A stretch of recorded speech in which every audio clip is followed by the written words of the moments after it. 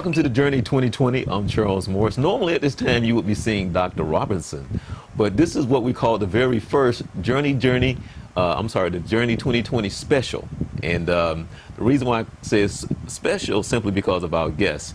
I've been having a conversation with France for a long time about interviewing Highland Smith, who would have some pretty good stories for us.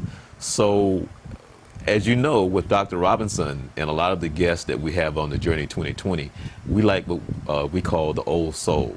And with that, there's always knowledge and always interesting stories. And as Dr. Robinson would say, the journey is from me to you and from you to me so we can go to a higher level. And today, that's what we're going to try to do, because I'm going to try to pick Mr. Smith's brain in the sense of him sharing some knowledge, and maybe we might learn something today. So I want to introduce Highland Smith. Welcome to the Journey 2020. Glad to be here. Right. I've heard so much about you over the past few years, and it is my pleasure to sit and talk with you to try and just have you share some of your life stories. And I hope you don't mind asking, how old are you? Yeah, I'm 76 years young. 76 years young. Young. Oh, okay. Where are you from originally? I'm from Winter Haven, Florida. I was born here. In fact, in those days we didn't have, black kids were born mostly by midwives. Right. And we didn't go to a hospital. Okay. It was a segregated hospital and one floor for blacks. So a midwife did all the children birth in my area. Okay.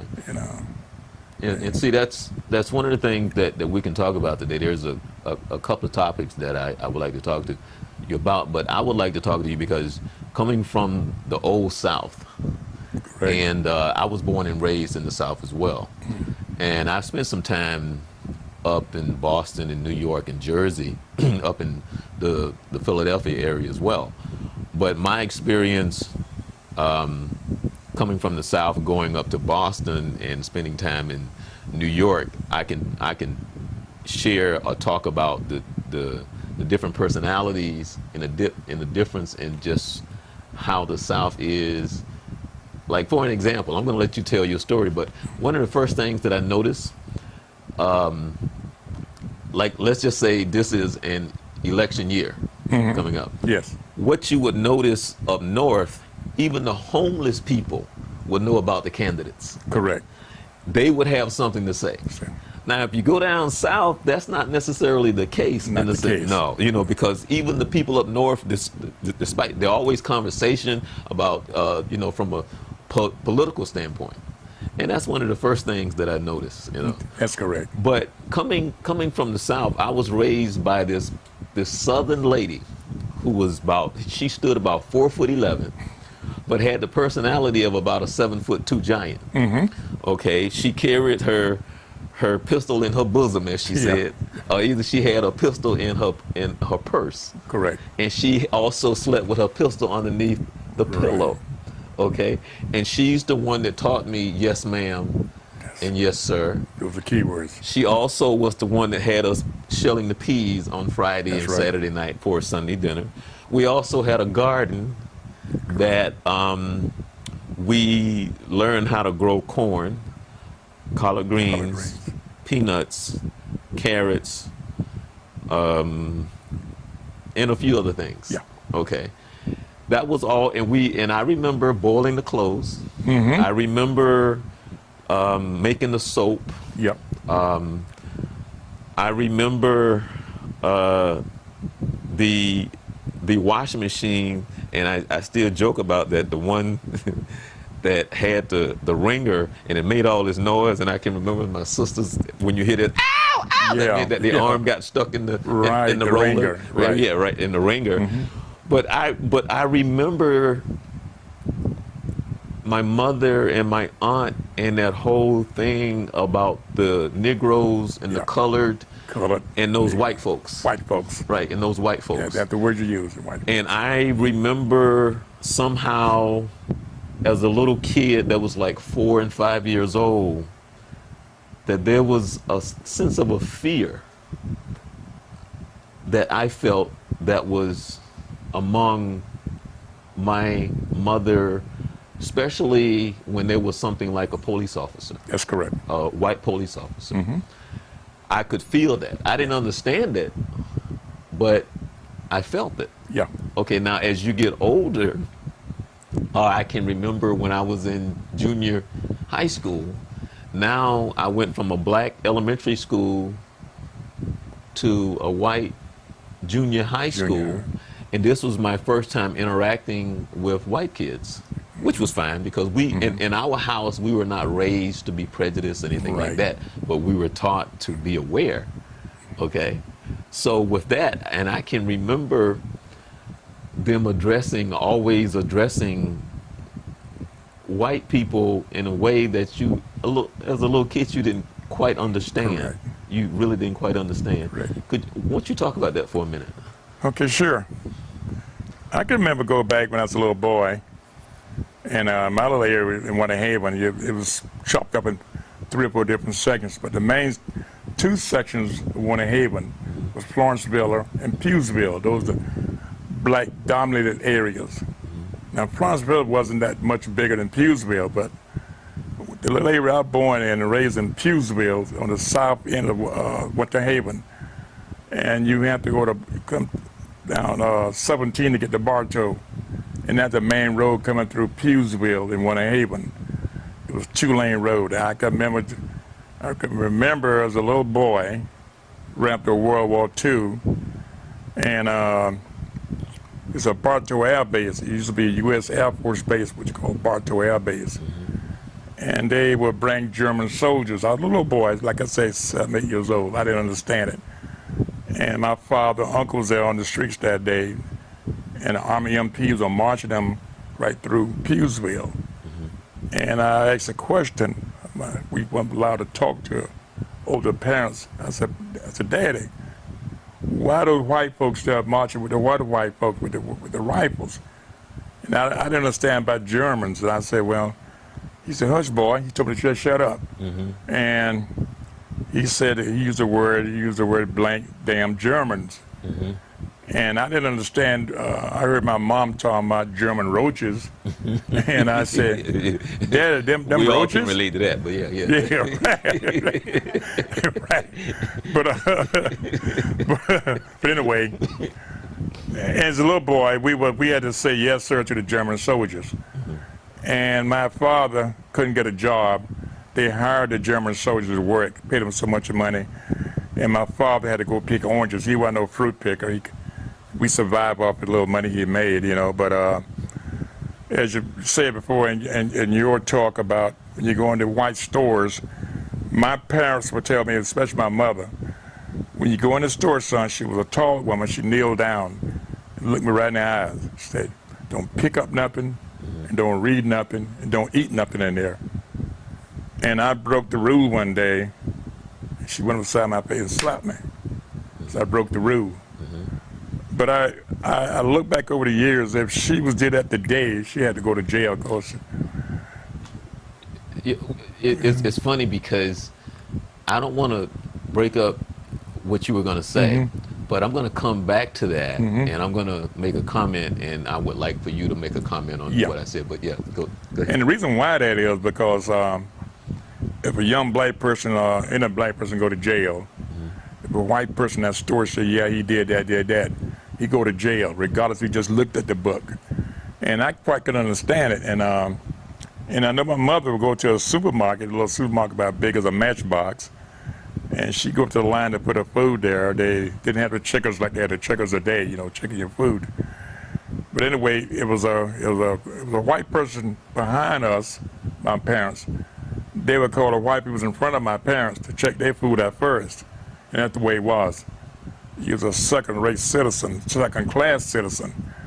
Well, over the years, things got a little better. It wasn't not much better. But we had a school, a 4-room school in my area called Oak Park, upstairs or downstairs. Had about 5 teachers, but each teacher had to teach 3 classes in one room. Right. And a lot of people say, how can I do that? You know, you had the first, second, and third grade class downstairs in one room, and it went to 6th grade. Right. But one teacher would take care of 3 classes at one time. Well, I survived that, and I was transferred in the 3rd grade to Florence Villa. And I'd never been to Florence Villa before, although it's a black community.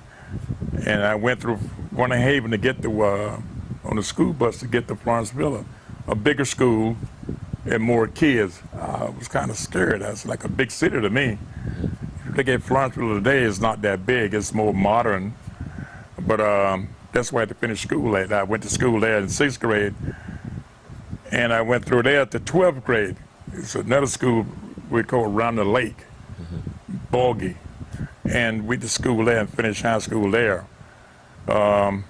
Class about 150. Okay. It was 3 different classes. Okay.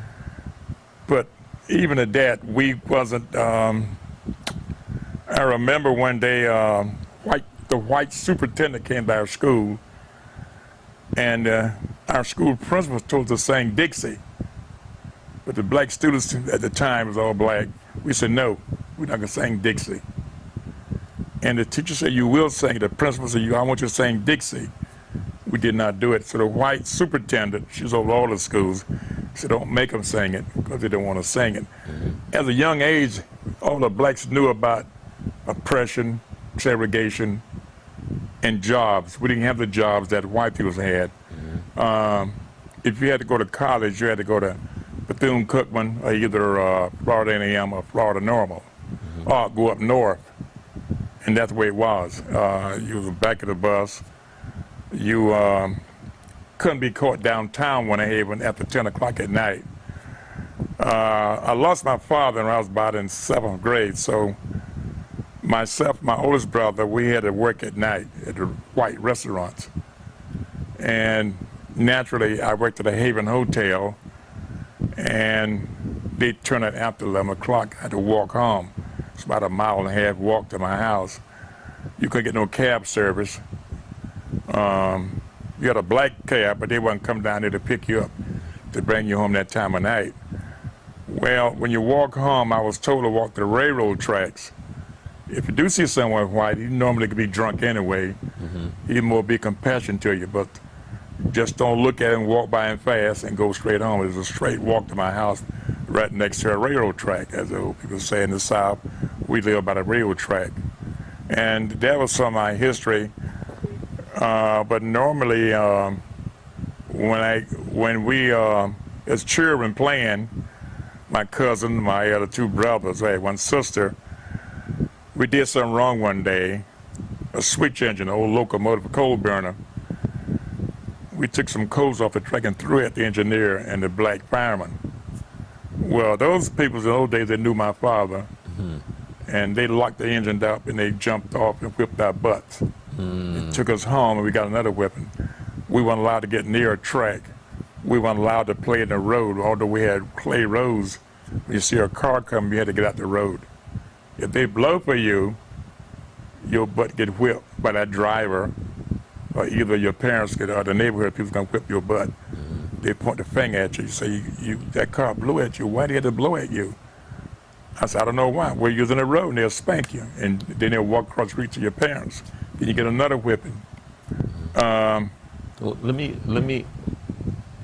slow you down a little bit. Go ahead. Okay, there's a couple of things that you said. One was I wanted to ask you that you lost your father at such a young age. Yes. How did that affect you?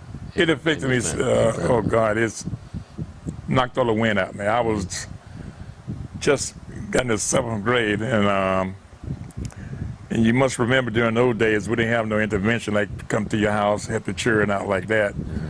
The church was there. It was a Baptist church. I'm Methodist at the time, and I was very deeply upset about it because we didn't get enough members from my church. But the Baptist preacher there, he got killed on a Friday night, and the preacher was there that morning, about 5:30 that morning. I'll never forget this man, Reverend Scott. He's a Baptist preacher, and he bought me some ducks, chickens, hit me put up a fence, I had rabbits. Wow. And I raised about 50 rabbits. I had chickens. Wow. And most of my customers were white. They would come to the black neighborhood and buy eggs. And you was and you was how old? I was in 7th grade. Okay. And the neighborhood built the rabbit cages and the fence and all that. And I learned at an early age, and I didn't know about why did my uncles and everybody cut the chicken wings, because they fly away, you know, the coop, you know, how the chicken they would fly over. Be unbalanced. So I learned that.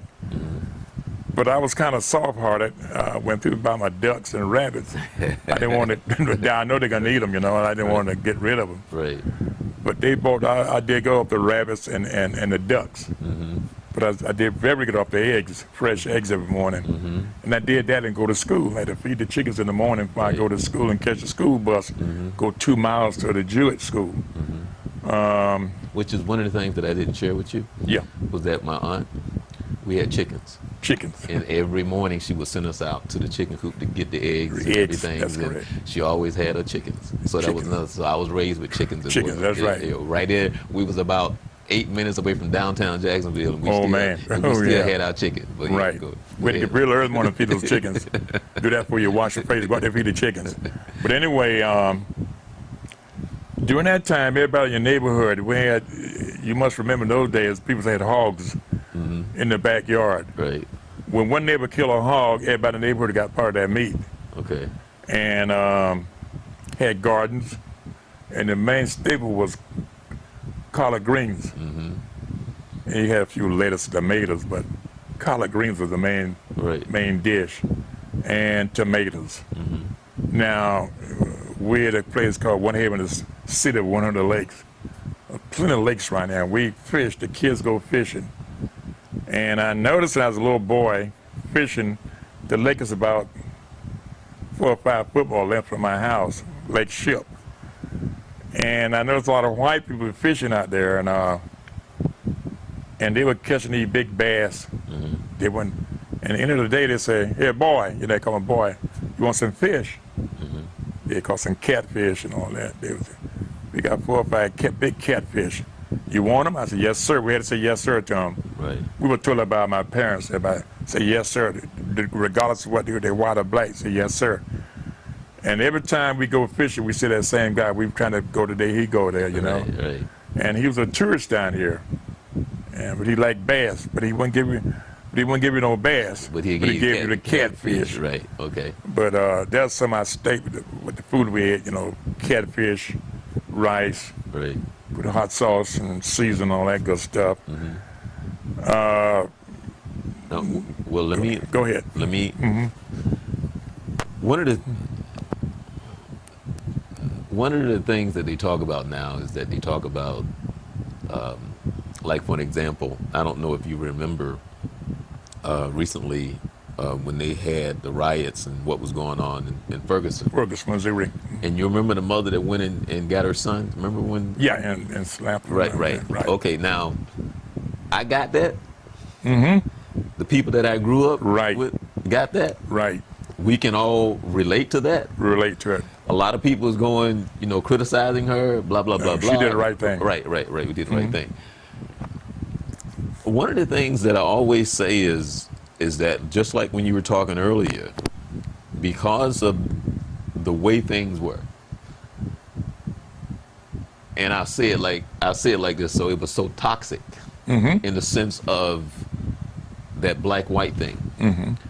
So you got jacked simply because that parent, that mother, whoever your dad was trying to keep you alive. That's true. They were saying, don't do that. Don't do that. They was trying to get That's that, right. let you know they will kill you. They will kill you. So it was something to say, this is serious. And how else would you really convey, basically you're dealing with what you're dealing with, and you're trying to say, I do not do this. Right. Because I don't want to see you lynched. I don't want to see you burned. I don't want to see you cut, and I don't want to see you shot. That's true. Very true. For the simplest things.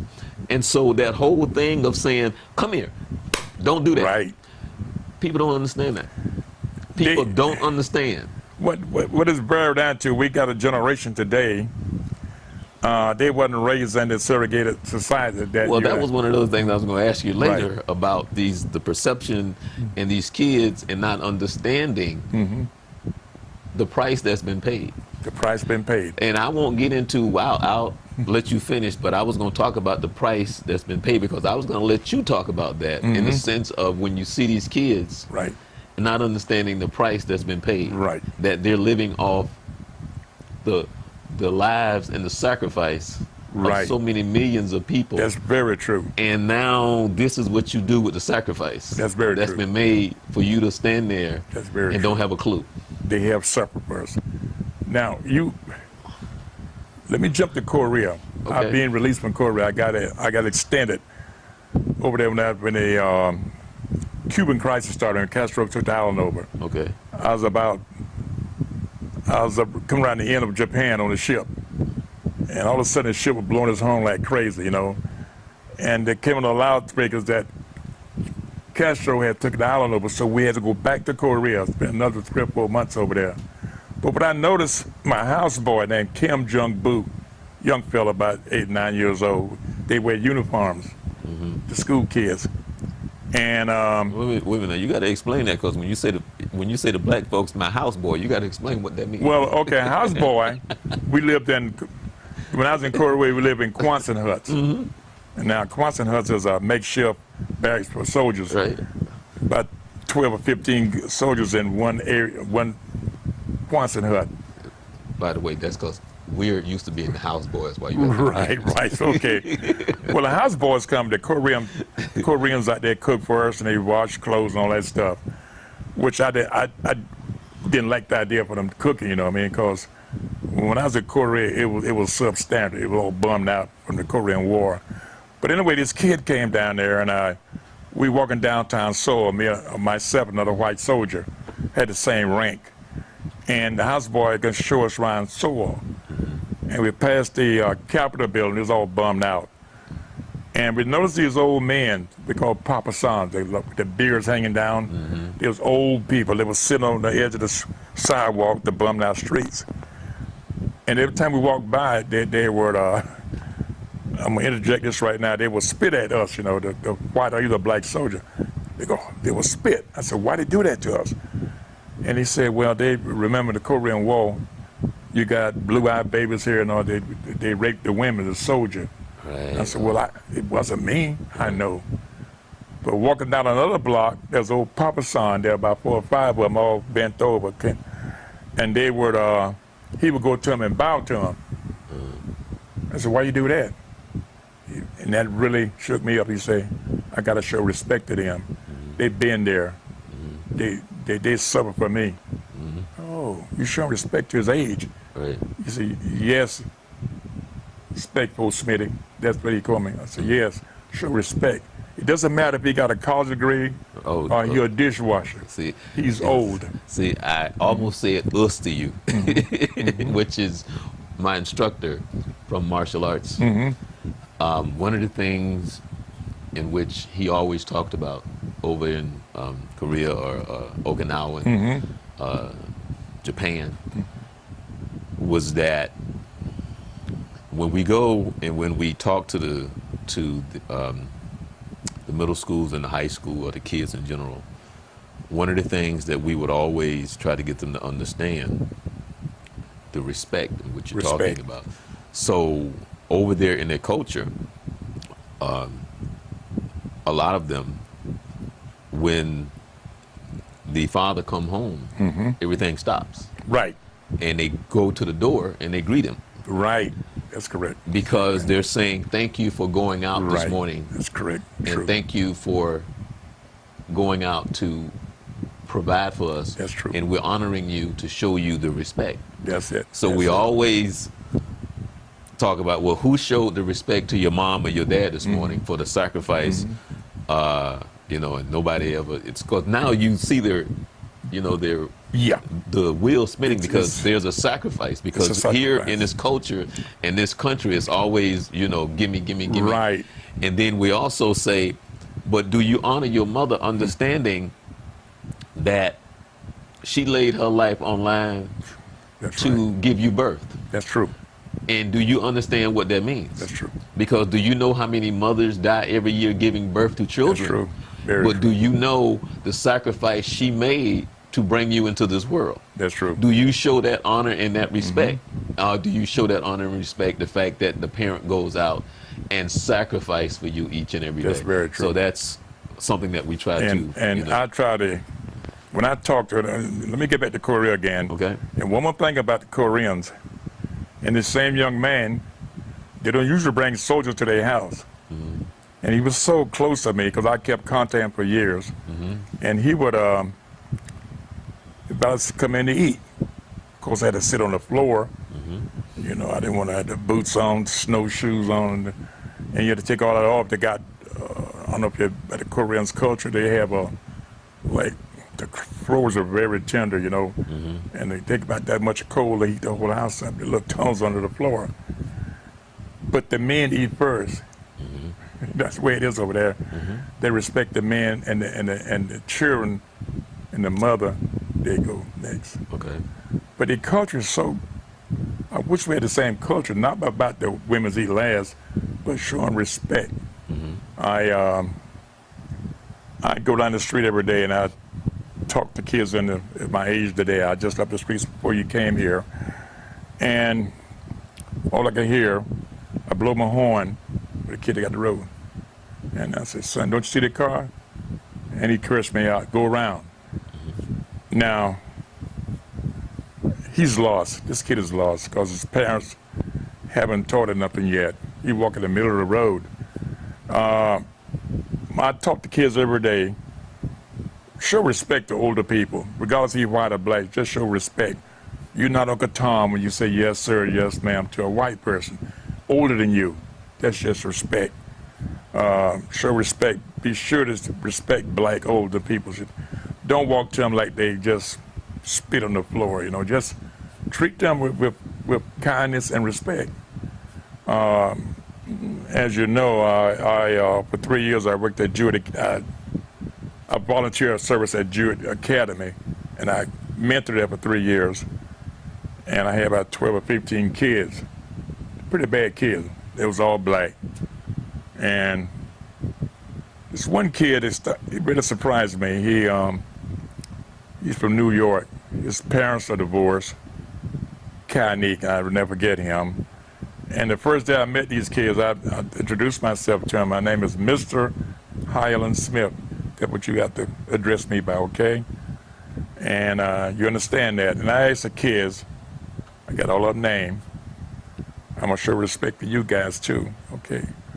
But when you want to talk to me, raise your hand, I'll acknowledge you. And this kid was doing very good. But one kid told me, I was telling him about, why do you think I'm smarter than you right now? He said, sir? I said, well, I'm an old man. You guys in 6th and 5th grade or 7th grade. Why do you think I'm smarter than you? This one kid from New York said, sir, raised his hand. Kanik, you want to answer that question? And he said, yes, sir. Go at it. You've been there, done that, and seen that. And now the best answer I ever heard. Right. Yeah. He was correct. Regardless of what education a man have, if he's an older person, common sense tell you have more sense than you about common knowledge about everyday living, how to survive. If he survived for 80 or 90 years without any education, he wasn't on welfare. Right. That tells you something. Right. So I will go forward again. After my father's death, a lot of men came around my mother, you know, they want to date her and all that stuff, some of the men from the church. And this one particular guy, he had to kill one of our ducks, could chop his head off. And this guy, she would give him 50 cents to get him some moonshine. That what blacks had to do in the old days. Drink that, and they weren't allowed to go in white joints or restaurants. So this guy named, they call him St. George, come from a dominant family over there. And he would, had a big stump there. I supposed to hold the duck down like that, and he supposed to come with a hatchet and chop his head off. But I told Mom I can't do it, Mom. She said, you do it. Mr. St. George can chop his head off. We got to eat tonight. And St. George would take his hatchet and measure it like that, you know, take his finger. And when you come down with the duck, I'll let it go. I said, Mom, I can't do it. She says, so my mama, brother, and my uncle said, Creasy, don't let that boy get his arm, get his wrist chopped off, his hands. St. George drinking that blank moonshine. And so Mama gave him the 50 cents, get him a big shot of, got a glass full for 50 cents. He was happy. So the neighbor actually rang the duck head off, my neighbor across the street. Yeah. But that was the thing that but I had to say yes, sir, to Mr. St. George. Right. Everybody else called him St. George, the older people. I had to say Mr. to him. But I learned from him, though. I learned from, in fact, another old black man, he was from Arkansas, and I doing some algebra. I was so bad in algebra at the time, I couldn't pronounce the word. I had a tight tongue. I said, algebra. And my teacher, she said, hold your hand out. I said, algebra. I couldn't say it. But I made a B plus in the class. I graduated with a B plus. And she taught me. But this guy showed me something. I was putting him down like a drunk. I was a young boy. But he lost his wife up there in Arkansas. You know, he saw his wife and another man in his house. He just walked away. Wow. So he came to Florida, and I found out about it. My mama and my uncle told me that's why he's drinking, son. He's a principal, but he got fired. He just left. Right. But he showed me how to do algebra, Right. and I'll never forget him. A drunk, Right. sure want to do algebra. I came back to my class. Within 2 weeks, I was making B's and A's in algebra. Right. And I can pronounce the word. I always get tired trying to algebra. Right. And this little woman, hold your hand out. She didn't even hard. She embarrassed me in the class. But I know my classmates today talk about that. How this old drunk, just because you see someone like look dirty and like he necessarily got brains. Oh well. So that was in thriving me all my life, instilled in me all my life about don't judge a book by its cover. Right. So I have a lot of respect for older people, and I respect young people when they show me respect, you know. The thing about the young, I always said babies are having babies today, Right. and they don't teach them. One day at the post office, I parked my car at the post office with a young lady, beautiful young girl. She had one of them big, fine, I don't know, it was an expensive car. She had a Bethune-Cookman tag on it. And she said, boy, you parked next to me with that rattler. I said, yeah. We started talking, very young. I said, you finished at Bethune? She said, yes. What are you doing now? She's teaching somewhere. She told me she got 2 jobs. I said, did you? I'm going to ask you a question, young lady. We was at the post office. I said, did you learn, did your parents teach you about the past, about your past? What past? I said, do you know they used to hang black people for not saying yes, sir, and yes, ma'am to white people? You couldn't stop to talk to them. I never knew that. She never knew about we had to stand in line to get second-rate jobs. In my whole lifetime here in Winter Haven, I never seen a black downtown. The only time I seen a black working downtown was someone shining shoes, or someone cooking at the department stores, and you couldn't sit in there and eat. You had to go to the back door and get your food and go home. The same with the bus station, all that stuff. You know, you had a separate seating area, separate water fountain. Now let me ask you something. When did you see that started to change where we could go into the stores?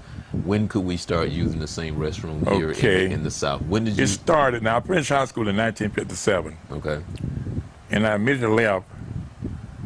I stayed out a semester, went to A&M. Went back there to A&M. Then I transferred to Connecticut. But I saw the change during the 60s when they brought this up about the integration of schools. And I always wanted to stay in school. I heard about integration was coming, but it was rough days then in the 60s. Now that's when I was going through the draft. You know, the kids today talk about these loans you get for college. When we were going to school, we couldn't get no loans. I was a good football player, and I was hoping I'd get a football scholarship. I don't know if you remember the guy, the head coach at Florida A&M.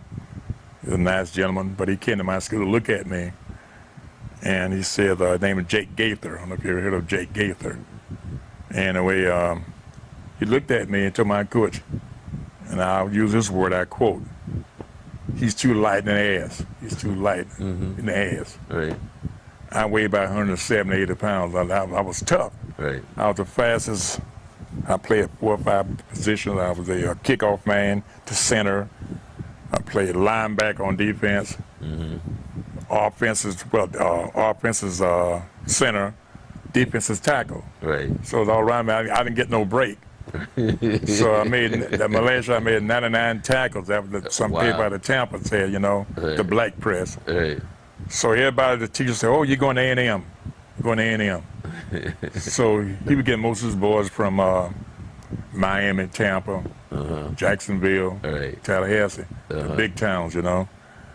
So when I went to Tallahassee, I saw them boys. They were wide in the door. Right. Yeah. He was right. I was too light in the butt. You know? Right.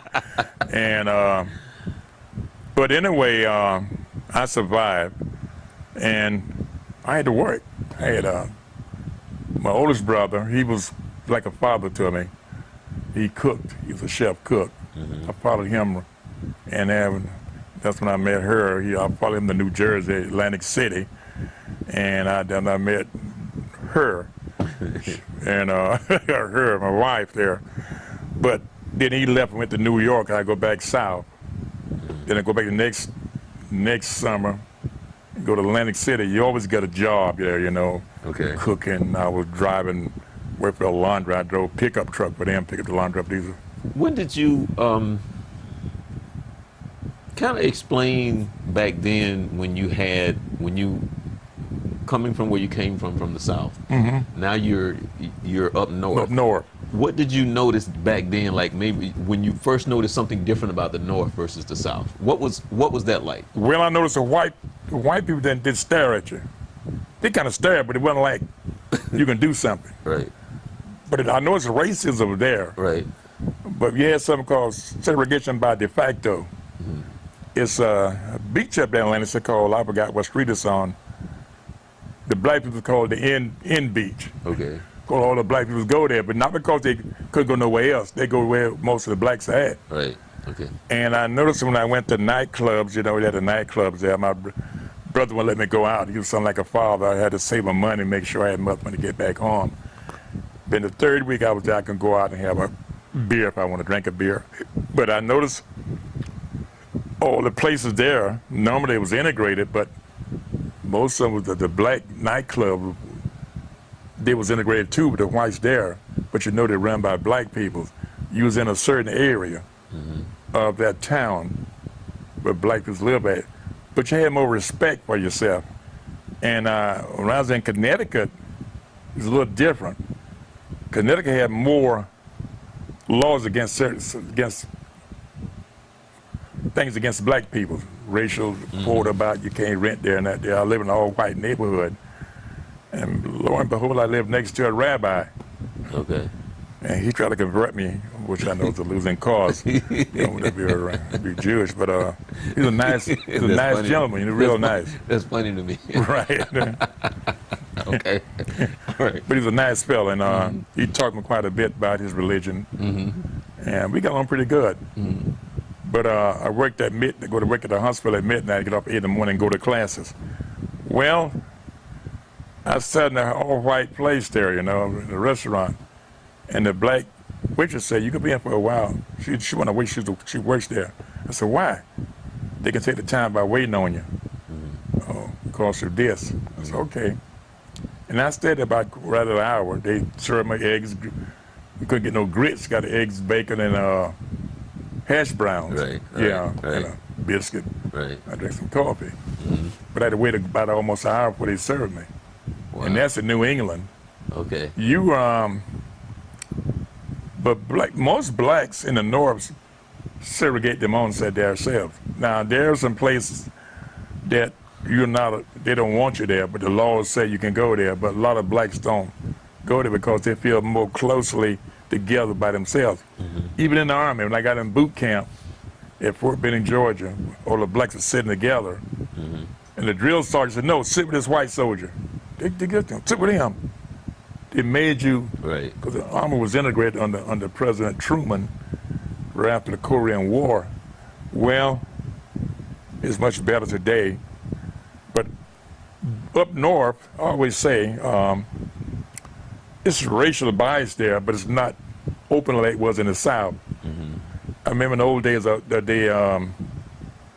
old black people say, a Southern black is more truly than a Southern white is more truthful than a Northern white. I said, sir, why is that? Well, a Southern white would call you a nigger, and that's it. Right. And a Northern white won't call you that, but that's on his mind. He would treat you different. He would treat you like, you different from he is, But the law's so strongly there, he couldn't call you that.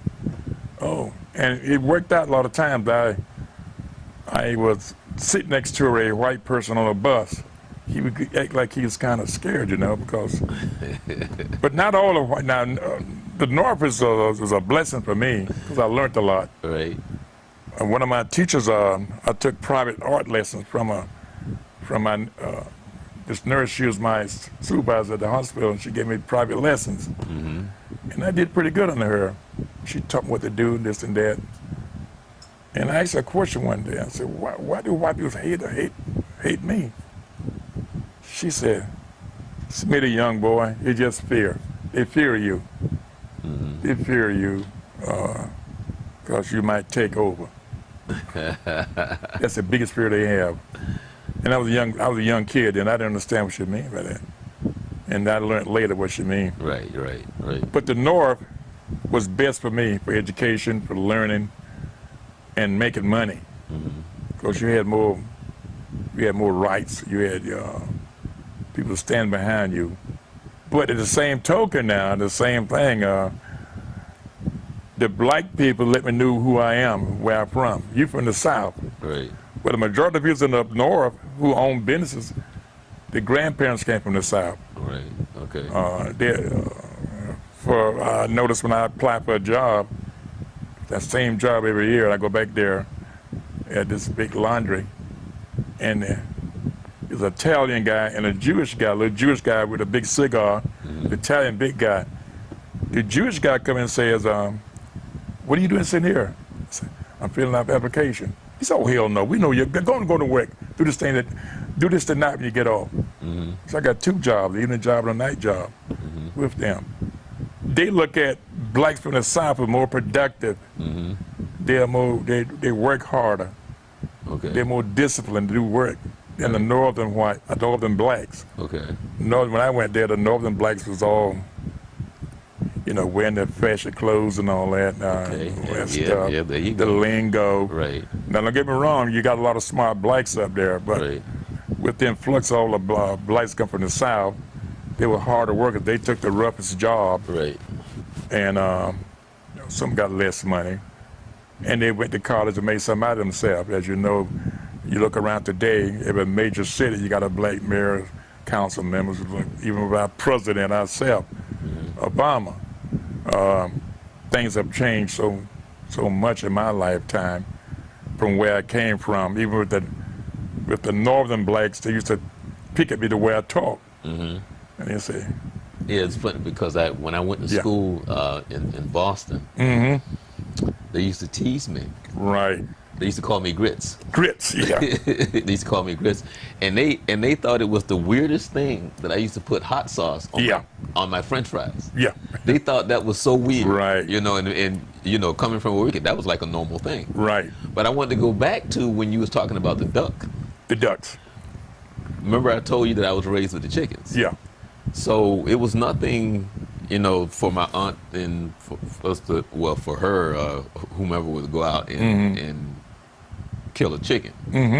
Well, my cousin Bobby didn't have a problem with wringing the neck. No.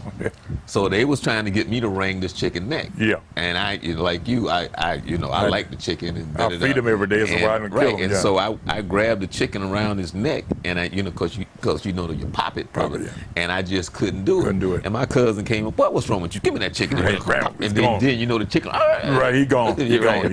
Yeah. And I just that whole chicken in my hand and just feeling in it like that is so cruel. As a little kid, it felt so cruel. Right. But the whole thing of gutting it and putting it in the hot water and plucking it and all of that and burning, all of that. Put the French feathers off, and all that. So see, when people see me in the sense of when I talk with kids, they have no idea of some of the stuff they that have experienced that now. Right. So they have no idea that I grew up with chickens and we had a garden and all those things that from coming from the South. And, and you try to convey to them about how you got the spankings. And you did get the spankings from when you was in school, and you did get the spankings from the neighbors. The neighbors will tear your butt up. Oh yeah, and quickly to go home and tell your mom or your dad, and then that meant that you got another one. You got another one, which was part of the village. Yeah. Which was part of the discipline. Yes, correct. Which was part of teaching you respect and responsibility. And you was taught to say yes, ma'am, and yes, sir. That's it. And you understood that that's an elder person. Right. And that you were always yes, ma'am. Yes, ma'am. And yes, sir. Yes, sir. And we have lost so much of that it has hurt us to the point that these kids, and I think one of the things that's surprising to me now is I started to see the difference in the neighborhoods and how we're being taught and raised was when I noticed that people who live next to each other actually took pride in not knowing each other. Yeah. It's like your neighbor who lives next door or across the street or a few houses down, you don't even know them. And it was like, it was okay. It's okay. That's what and it is. So that's kind of like the strangest thing to me, because I can remember when I moved here and I had a neighbor where I lived when I lived in Orlando, in downtown Orlando, and my neighbor, and I kind of looked at her because she was this white lady who, and she wasn't, she was just distant. But the only time she came and actually knocked on my door and talked to me was when somebody broke into her house. And she wanted to know, did I see, or did I know anything? And I'm like, oh, now you want to talk to me. Now you want to talk to me. Somebody done broke into your house. So now you want to say something to me. Which is why we should have been talking in the first place. Long time ago, because that's what neighbors do. They look out for each other. And that's another thing, too. We had this white man on a store. The blacks had little stores out there like fish markets, but this black man had a grocery store. Everybody called him Mr. John. His brother-in-law was the butcher. Had an old black man slept there in the room back there. His name was Charlie Robinson. He was a deacon. He was a Baptist deacon. And they were strict. Either one of the three men could whip our butt. Although the white man, two white men, we had to say yes, sir. This old man cleaned up every day. We had to say yes, sir, to him. Well, my mom sent to the store one day, and she wanted me to get, I was very bashful. She wanted some, her hairnet and something else, what the women use, some perfume or something. But I was embarrassed to go there, and they said, Mr. John, my mom want this. She would write a note. And I was bashful. So, oh, your mom want this? Or, yeah. She get some stockings, I said, stockings? Yeah. Mama, why don't you go to the store? She said, one time I'll slap your head off, boy. Anyway, she give me the money and the note, go out to the store. And Mr. John, go get it. Here you go, Highland. Here the stocking. He would do that to embarrass me in front of the little girls there, And the little girl said, who you getting stockings for, Highland? I said, get away from me like that, I was bashful. And my mom, she had a hairnet. And he was a hair, he do that for the little girl to laugh at me, And today, he's been dead for years, but I see those same girls, and they would tease me about it. And I had to, my mom was like, oh man, she was awesome. She was awesome. She would talk to me like she prayed. After my dad is death, man, she would pray. I remember getting ready to go back overseas. I know I had to go to Vietnam or Korea. And I went to Vietnam for about 2 weeks. I was in the heart of the city over there, the main city. Gosh, I'm getting, anyway, I left. But I had to go to Tampa, MacDill Air Force Base to catch this plane. Navy plane come from Key West. And I took my mama and my neighbor, Mr. Joe. He had a little pickup truck. He drove us over there. But Mom told me, he said, boy, the plane landed on the runway, but didn't come to the terminal. So the captain said, young man, hug your mama, you gotta go now. With a duffel bag. Got in the station wagon, they took me out to the plane. And anyways, I told my mom, she said, boy, come here, give me a hug. She kissed me, she wouldn't let me go, just like, kiss me like a young woman kissing a man. So boy, listen to me, you pray. If you gotta get killed over there, get killed over there. I don't want you to get killed in a bar. At my age today, if I do walk in a bar, I get scared. Because, you know, if you go in a bar, all this loud mouth talking, all this vulgar talking, I'll blow you. I don't go in bars. Now, I have went in the predominant, well-known places where it's quiet, you know. But it really scared me. I thought about that. Even though my mom been dead for years, if I go like to a meeting, we go in a bar, it scares me. Because my daddy got killed in the bar. Oh, wow. Yeah, he was stabbed to death. And, but anyway, I was just turned in the 7th grade. And she told me that, and she never got remarried. We tried to get, we let the old men come there, you know. She would fix them a lunch, you know. And I said, Mama, you got to see somebody. No, I don't want nobody over you boys. You boys are pretty good size. I know you guys are not going to mind another man coming to my house. Mama, this your house, this your house. But my older brother said, Mama, we tried to bring men there. Older people wish she has companionship, but she never accepted nobody. Oh, wow. She mourned. Now, coming back again, before I went over there, I was coming to the house like 2 o'clock in the morning, and I did something wrong. She never saw me drink. And I had a room cross town, what we call Florenceville today. And I get ready to catch my ship, and I told him, I said, the guy said, where you want to go, back to your room? I said, no, take my mother's house. As we were riding over there, the liquor was coming down on hard on me. And there were 3 school teachers. They all gone now, they all dead. They took me and said, Miss Smith, I got Highland here. He said, want to come and stay the night here. She said, just a minute. She turned the porch light was on already. And they had me, dragging me in. I said, Mom, and I started crying. She grabbed me, and I puked right on her, threw it up on her. And that killed me. And I said, no. Oh, wow. And no, I will not do this no more. Wow. And that woman picked me up, dragged me. She was a long-legged woman. And she laid me in the bedroom there.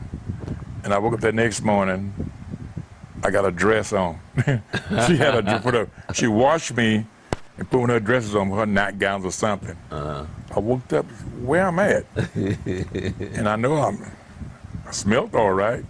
She came with her hand and said, aren't you ashamed of yourself? And she just said, well, you're a grown man, you're in this man's army. I know how it is. Right. She didn't get mad. I said, I'll never do this no more. Quickly, before we finish out this hour, tell me what it was like going into the service, and how did your life change real quickly? Okay, going to the service, I caught the bus here in Bartow. So you go down to Bartow at the armory, you line up, they put you on the bus, call your name, because you had to go sit in the back of the bus. All the black inductees. No, you had to sit in the back of the bus. Back of the bus. And the white sat in front. White. Okay. White.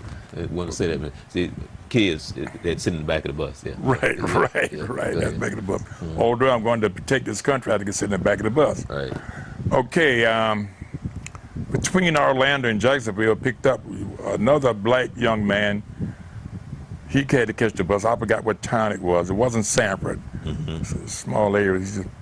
And he jumped on the back on the bus and sat right behind the driver. Driver hit the brakes. No, sir, you're not sitting behind me. Go back there. And he cursed the guy and said, no, hell. He didn't curse, he said, hell no. If I'm going to fight in this country, I'm going to sit where I want to sit. I never got him. He said, well, you get off the damn bus. And he did. I said, I wanted to get his name, but I couldn't. Right. I had more respect for him than anybody, you know. Right. And I told guys that when I got to the in Jacksonville, put us in a black hotel, all the blacks and the whites. And this morning they took us down to the area there where they check you out. The doctor's there, you know, tell you you're butt naked, you know, just coughing, you know, you're doing this to check you. Okay, you're fit to go. Okay. And that we put on the train at Jacksonville, went to Columbia, South Carolina, Fort Jackson. Okay. And that's my world change. I supposed to take basic there, but I didn't. But I knew about how they can act because I had ROTC in college. And they never kick you, but they kick your duffel bag. They would get out of here, get the drill sergeant. So I stayed there for 2 days, and I had to catch a bus. 15 buses going to Fort Benning, Georgia, from Fort Jackson, because we sit anywhere we want then, because the Army paying that, you know, there were trailways, but we all Army. Wasn't no civilians on the bus. Okay. And we said we want to then. But we got to Fort Benning, Georgia. That's my life changed. Oh. And I saw these black guys, black officers. I said, whoa, man, this. But they were rougher than the white cadre members. Right. You know, they started kicking. They didn't kick you, they kicked the door back. Get you stinky, you know that. And I never get this one black Puerto Rican soldier. He came to me and gave me 2 stripes. I had to teach my squad. They gave me a squad. I had to teach them how to use the M1 rifle, how to march. That's pretty good. And I took my basic, left there and went to Fort Gordon, Georgia, Signal Corps School. That's where I made my mark. I had to go to, you know, where's Morse code? I did Morse code. That was my primary job. Yeah. Oh, it run you crazy. It run you crazy. I teletype, Morse code, and procedure. Now I'm somebody. The white soldiers say, "What? You communication?" Yeah. I'm not a pole climber. I'm Morse code. You know what Morse code? I make sure the whites. I'm Morse code. I send signals. I don't know what the hell I be sending, but there'll be letters and numbers. Right. But I'm somebody important now. You got a lieutenant colonel standing over me with a 45. Make sure, not for me. Make sure nobody steal my messages. Right. Okay. I was at Fort Bragg and all that stuff. When I was in Korea and Vietnam. I'm sending messages to a submerged submarine now. Oh wow. Man, okay. I'm big time. I'm looking at I went to Jewett High School, all black school. I never thought I'd be a Morse code operator. Right. Beep, beep, dee, dee, dee, dee, dee. And I got my earphones on. We in this hut together, one guy typing. I'm hitting my Morse code, the other guy on voice procedure. My biggest show at Fort Gordon, Georgia, this white captain wanted to go send a message to, Fort Bragg. He's at Fort Bragg, a captain. He wanted to send a message down there to Fort Gordon. They can tell his wife to pick him up at a certain time. I said, sir, as you know, the rules say I can't send no private messages. Right. He said, what you said, soldier? I said, sir, I showed him the rules. He said, I can't send no private messages, number military. Well, I'm a captain. I said, yeah, but you want your wife to pick you up. You can send it to someone else, sir. They can call your wife. I can't send it to her for her. You want me to send a letter? I got to did that through you. I stood up to him. He said, you think you something? I know I'm something, sir. I am somebody. And right there, and the black soldiers in there, the black soldiers, oh, and the black officers. And by the way, I had a black commanding officer. He was a helicopter pilot. Right. Oh man, I sort of like, oh. Now, I'm somebody amongst the white soldiers. I'm at Fort Bragg. Okay. But my first sergeant liked it. He called me 8-ball. I said, what you call me 8-ball, sergeant? So I made one error. I called 82nd Airborne. I want to be a paratrooper now. All right. I'm going all the way. And they came to get me next morning. They have priority to anybody in the service. You want to go airborne, we come and get you. There for 2 weeks, but he kicked me out of airborne. I said, why are you kicking me out? And the doctor said, son, you're colorblind. what they can do with that, but jump out of the airplane. But they got lights in the plane. You don't know if you've seen them or not. They got red, blue, green lights. If the jump master's not there, you can't see those lights come on. You might jump in the middle of the ocean, you know. Right. Okay. So I bought myself right back to the same outfit. They're that same first sergeant, big, tall white dude. He knew he knew the Army, but I said, "What you doing back here?" I said, "I'm colorblind." He said, "That's one thing you got right." Yeah. And the next morning I woke up, I got orders to go to the Far East. Oh. And so all the black guys said, "Smitty, take that, man. You'll be all right." Yeah, I've been there, you know. Some of the sergeants been there. Okay. When I got there, they extended me. All I did was send Morse code to Japan and Vietnam. Now, I didn't know what I sent, numbers and letters, but they decode them. Okay, I got you. Yeah, they decode them. Okay. But it takes some Right. and if you don't get it, you got to did it for them to repeat it. Now, if I'm sending a message to you, and you're slower than I am, I got to slow down your speed for you to get it. We're in a big net. But anyway, I got 3 months to go. They come to me and say, "You got some good grades. You're pretty good at math. We want you to be a second lieutenant. We can send you, leave here, you go home for 30 days, go home to your mama, and come back. You report to Fort Sill, Oklahoma. Go to artillery school, be artillery officer." So the black guy said, "That's pretty good, man. Go there." A lot of blacks said, "No, don't do that, guy."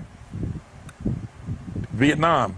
So I the guy says, asked the colonel, he's a major one. I said, "Sir, who will I replace, the black lieutenants or the white lieutenants?" He said, "My Lord, you replace them black lieutenants, a lot of them getting killed." And I said, "No, I'm not going there. Right. I'm going home." Right. So that's my choice. But a lot of people say I should have went. Right. Yeah, I should have been probably dead long years ago too. But that's the most about the Army. The Army was good to me. I learned a lot. Even when I got here, it helped me to get this job. I retired on the sheriff job. It was discipline. Learn discipline. When someone says something, you don't take it to heart. That will make you leave a job. Right. And I worked under 3 sheriffs, 21 years. Okay, well, we're gonna talk about that. Yeah. Okay, so let's go ahead and close out this session, and then we're gonna come back and then we're gonna talk about that. All right. All right. Well, we want to thank Highland Smith for enlightening us, educating us, and for myself, it's always nice to always talk to an old soul. As Dr. Robinson would say, the journey is from me to you and from you to me, so we can reach a higher level. I want to thank you for watching. I'm Charles Morse, and I hope you learned something.